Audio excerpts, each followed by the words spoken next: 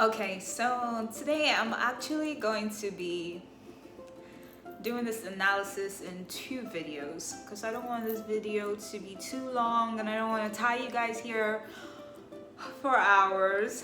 So I'm gonna do an analysis with the book, The Pedagogy of the Oppressed, and then I'm gonna do some analysis on the movie. So you can watch this video or watch the other one, however you want to see it. But to get the whole picture of what's going on in my lens, you're gonna want to see the two of them. So the book I'm gonna be using is written by Paulo. I hope I said his name right. And this book is actually really popular. It's renowned. It's known by educators all across the globe, and it's taught in schools. And for people that have read this book, they find its themes to be profound. And a lot of people will tell you that their life and their perspectives on things really changed when they came in contact with this book. Fun fact about this book, right? It was published in year 1968 in Portuguese and then translated to English in 1970. And it is by a Brazilian author. So Paulo is Brazilian. Now, what's really interesting is how he talks about oppression and a lot of those themes. And then in this TV show 3%, is actually produced in Brazil, set and produced in Brazil, everything Brazil, right? This show is available on Netflix, by the way, so if you haven't seen it, it's 4 seasons long and it's really great. I have my trusty notes with me as usual, and so if I'm looking down, that's what I'm looking at. One thing that is interesting about this book is that it has actually been banned in a number of places. I don't know if some of those bans have been lifted, but for example, in South Africa during the time of the apartheid, it was banned. And that's because when you read this book, it can tend to stir up something inside of you. And I think they were scared that it would drive some kind of revolution against, the oppression. So a lot of countries that ran with totalitarianism were anti this book. It was banned. You could be arrested for reading it, so much for freedom of speech. And it wasn't allowed. So, it's a shame because it's really a great book. There are 3 things I'm going to be discussing on with regards to this book. And 3 of them include the consciousness of the oppressor, the consciousness of the oppressed, and what the oppressed can do. Like, what kind of change can we anticipate or try to drive for to change the situation. So for the sake of this show and this analysis, by oppressor, when I talk about the oppressor, I'm talking about the offshore, the council, the process leader, all the people that keep the status quo maintained. And then the oppressed, I'm basically talking about the inland. With Paulo's work, one of the things that makes up the consciousness of the oppressor is that to have is to be, to be is to have and to acquire. So in order for me to believe that I am or exist, I have to acquire things, I have to take things, I have to possess things, I have to take things by force. And you see that happening when the offshore people, especially when Andre did his coup d'etat, and he took over the offshore and became the leader and started running his own process. When they blew up the offshore and everyone was now stuck in the inlands in season 4, he was like, we are the 3%, we deserve this, we deserve this, we deserve it. We're taking it by force, right? We're taking it by force, we deserve this. And they're just taking. And it's not unusual for oppressive situations to be like this, where your oppressors just take. The second thing that makes up the consciousness of the oppressor is that they rule by division. They divide those that are oppressed, and that's how they maintain power. In our modern day reality is when you think of all the ways that divide us, you think about racism, you think about some religion. All these things are done to divide us so that we're not stronger as a people. In the show, it doesn't seem like they're really divided. However, in the struggle to survive, survival can be divisive, which is unusual. But in every situation where I've seen survival play out, people are not inspired to band together and live. Everybody's like every man for themselves. So keeping the inland people in such a way that they are literally fitting for scraps, barely, leaving them stuck in this survival mode all the time kind of drives that division, and everybody's divided, and that's how they're able to stay in power. Another thing that makes up the consciousness of the oppressor is the whole idea of manipulation. So they are constantly manipulating the oppressed.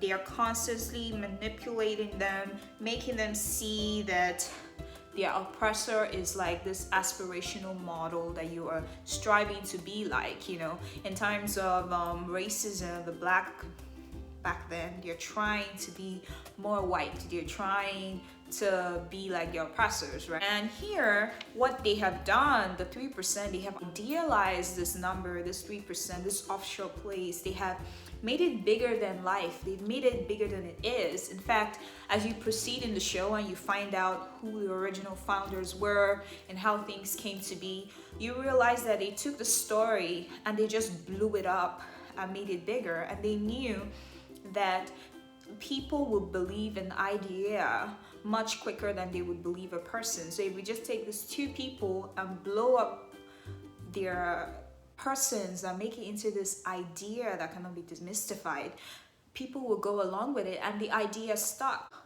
The 3% people were able to make themselves seem like this thing you're desiring for, which is interesting because they've inculcated this idea in the people in the inland that from the time they are children until they are grown, they constantly see them as this model that they want to be. So that manipulation is ongoing and it's strong. Another aspect of the oppressor's consciousness is cultural invasion. So here they push it into the oppressed that they are inferior. That the oppressed is inferior and the oppressor is superior, and this kind of discourages independent thinking. Therefore, the oppressed just take on the thoughts and the ideas of the oppressors. And you see it here in the show. The people in the inland have basically adjusted to this reality, and they believe that they are inferior to the 3%. The fact that they went through the process and they failed, they are inferior. Some backstory, because I'm going to be making some references to this word process. The process is basically the system that that world order have in place, that when you turn 20, if you pass through those series of tests, then you emerge, as part of the 3%, then you get to join the offshore. So that's the process I keep referring to. So if you don't make it through the process, so you're inferior, and whatever it is that you're suffering in the inland, you deserve it because you're inferior. So those are the aspects that makes up the consciousness of the oppressor. And now I'm going to talk about the consciousness of the oppressed. So when we look at the consciousness of the oppressed, what comes to mind is the duality of the oppressed. So on one hand, they want to be free from their suffering, but on the other hand, they are aspiring to be like their oppressors, right? And it can be very confusing in that light, that you idealize your oppressor, you want to be like them, but then you also want to be free from the pain and the struggle and all you have going on. And then the next thing is the immersion in the environment. So the oppressed are typically so subdued and they're so engulfed in their immediate context that they can't see anything else. It's like, I can liken it to being when you're trapped in the deep sea and you've never been on land and you don't know there's a whole world out there. There's a whole world of land and air and sand and trees, and all you see is just what's underwater. So they have been so imbibed in their suffering and they are trapped in their immediate context and they can't see anything else. we see that happen here in the show. The people in the inland, they have basically accepted that this is their reality, this is it, this is how it is, this is their life, and that's it. There's nothing more from here. For me, I went through the process, I didn't make it, this is it. No one is challenging the status quo, nothing like that is happening. They've just accepted their fate as they are, and they probably just hope that their own children make it through. The next aspect of the consciousness of the oppressed is the self-depreciation and the fear of freedom. So with the self-depreciation, they've been dehumanized. So dehumanization usually comes on the part of this. They've been dehumanized for so long that there is now this idea of fatalism, and they feel like they are good for nothing. So when you don't make it through the process and you don't join the 3%, you just feel like, well, I'm not part of the 3%. I am worth nothing. I deserve nothing. There's this fatalism. It almost seems like learned helplessness for those that are probably struggling with depression or anything like that. There's this feeling like I'm worthless or nothing, and it's entirely fatalistic, really. And you see that happen with the people in the inland here a lot. The other thing is the fear of freedom. So with freedom comes this authority and sense of responsibility. When you've not had to deal with this your whole life, there's this fear that if I take on this responsibility, like, it's scary. What am I going to do with it? What does life look like with responsibility? I don't know if I can do that. So even though you're suffering, you're still afraid to be liberated. And you see that happen with the inland people a lot. Sometimes they just keep status quo because it's safer to do so, so much so that even when the other group, so in this show, the group that is basically rebelling against the system, they're called the cause. So when the cause, they're doing their thing, every other person in the inland, they're even reporting them, they are against them, and it's like, well, at least they're trying to do something. You're just sitting here on your butt doing nothing. You're reporting the people that are trying to make it better for you, and all of that. You can see it play out today, when people are in situations of oppression, or they've been invaded or whatever. So some people will say they adapt to survive, and other people that are trying to fight the liberation for them become the enemy, right? Because of the fear of freedom. So having understood the consciousness of the oppressor and the consciousness of the oppressed, how do we move from there? That is where this banking concept thing comes into play. So when people talk about the work of Paulo and the pedagogy of the oppressed, they often cite the banking concept. The banking concept is basically where, the educator just espouses his or her ideas on the students, right? And there's often this power differential where the educator's up here, the students are down here, and it's just one way top-down approach. But Paulo suggested a different approach that challenges this by saying that, you make the students objects as opposed to agents of learning, and it should be more egalitarian, such that everyone is participating in the learning experience. So the students themselves can be teachers, and teachers as well can learn from the students. This is a methodology that has since been adopted in many institutions, where professors are like facilitators and encouraging and the dialogue and posing questions and things like that, as opposed to just feeding in students and they just take it in and that's it. So challenging the banking concept, Paulo talks about dialogue. So the antidote for the banking concept is dialogue. And he stresses a lot on the importance of dialogue. And we see that in order for the inland people to be free and finally get to this better stage, dialogue had to happen. In the show, the person that really brought about the dialogue was Joanna, right? And I'm not talking about the dialogue when they went to the offshore and tried to agree to terms. I'm talking about the dialogue where she was like, if we do win, like if she won, when she tried to tell them about, when they've blown up the offshore, and she challenged Andre and the other people, and she said, if we win, we're all going to go into the big room and everyone is going to sit down and we're all going to table our matters and everybody's voice is going to count, and everybody, almost like a democracy type thing. But everybody's voice is going to be counted for. Everybody is going to listen and everyone is going to be heard, and all of that whole exchange going on.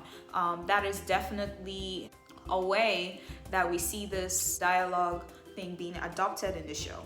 The next thing is having critical consciousness. So critical consciousness is something that Paulo talks about, and it's a step above consciousness. So in consciousness, you are aware, you have the state of awareness of like your surroundings and what's happening. Critical consciousness is a step above, because you're not just aware of the state as it is, you're aware of the what, the how, the why, all the things that led to that situation in the moment. So for people that are critically conscious, they're able to separate themselves from their immediate context, So for people that are in poverty or whatever situation you want to use as an example, you're able to understand that I am in poverty right now, and it's suffering, but I am not poverty. It is not who I am. It does not define me. It's not the end all be all. And from being able to achieve that critical consciousness, you can be moved to action. When you understand the what, the when, the how, the why, then you can be moved to do something. You can be moved to enact change. And some people might argue that, okay, what's the benefit? What's the benefit of being critical conscious? There's actually a quote, I'm gonna live here.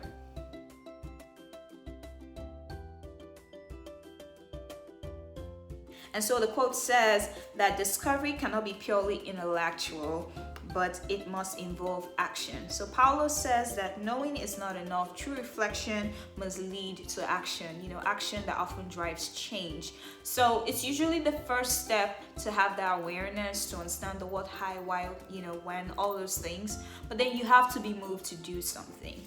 It's not enough to just know why the cane is hitting you. You have to be moved to get up and break the cane, not get up and join the people that are caning and decide that, okay, it's better I'm the one doing the flogging than receiving the flogging, or say, okay, I understand why we're being flogged, but you're still in pain, but being able to mobilize and do something. So for you people, you guys are hearing this, are you in communities where you feel like you've probably, you'd say you're woke? I'd say woke, right? You're woke, you understand what's going on, but nothing is happening. Are you in a country where you feel like, yeah, we understand, our leaders are corrupt, they're doing all this bad stuff, but nobody's really moved to change?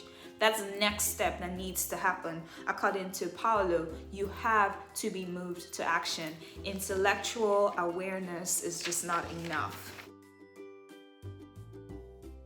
Something else I really want to point and make note of is Paulo really talks about how language is not neutral and education is not neutral. So language and teachings can be used as a tool for positive or negative. You can use it to further an agenda. Essentially, you can use language and then banking concept to just top down imbibe people with this idea of their fatality, of how they're nothing, or you can use it to inspire people. Obviously in this show, the 3%, the offshore people, their council, all of them have been working even together with the leaders in the inland. There was this preacher guy that would stand up on a pulpit and be preaching, and it's like banking concept. He's just speaking. Nobody can challenge him and nobody can challenge him. And even when his son that went to the process and failed and came out was telling them that, look, people in the offshore cannot have children. They made him feel, they cast him out, and they were like, this is just blasphemy. He doesn't know what he's saying nonsense, But it almost seems like the man was in bed with the offshore people and just imbibing in them this information that keeps them subdued so that status quo can be maintained. So language can foster status quo or it can change it. And We have to challenge these norms, challenge our thinking, and keeping people in this banking concept where they are just receptors of knowledge encourages them to feel like they are just objects, they are not agents, they cannot engage in critical thought or critical thinking, and they cannot decide for themselves what knowledge is, they cannot create knowledge for themselves or anything like that. Keeping them in that kind of state leaves them feeling like they really can't do anything. How do you expect someone that feels like they can't think for themselves be able to be moved to action? So a lot of that stuff has to be unlearned, the whole brainwashing and all of that. And you can see here that the offshore people were determined to maintain status quo, and they didn't want any of that stuff happening, right? So that's just my brief synopsis of what I have here with the pedagogy of the oppressed and what I could see here, the themes of the show. 3%. If you haven't seen the show, I encourage you, by all means, please do see the show. And if you haven't read this book, please read the book. If you've done both, please do both. Make your comments. Even if you haven't, please leave your comments here in the comment section. And let's keep this conversation going. If you've read this book, how did it touch your life? How did it change your worldview? And what is it about this book that would make you want to recommend it to someone? And if you have seen this show, I'd like to know your thoughts even without the book. How did you feel? In my next video that is coming on, I'm going to do more of an analysis on the show itself. I might touch on some areas that I've discussed here in Paulo's work to drive an idea a little deeper, and I'll be happy if you can join me in that next one. So I'll see you. Bye bye.